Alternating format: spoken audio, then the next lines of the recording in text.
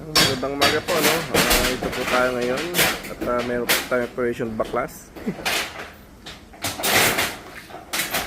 Build tayo ng pang-primer natin, which is the Weber epoxy primer. No? Walang available na gear din sa Miguel, Bulacan. Walang bakit. Tapos may lakad trainer tayo. So total cost nito is 1,350 na siya, no? 4 na litro sa isang Tapos may roller pa.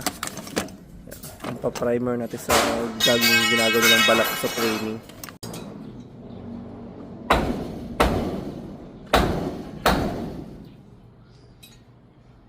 Bali, puputulin ibang sa anong kamyas, ano?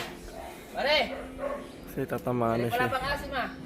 Okay, download natin yan. Oo. Yan ang konti lang eh.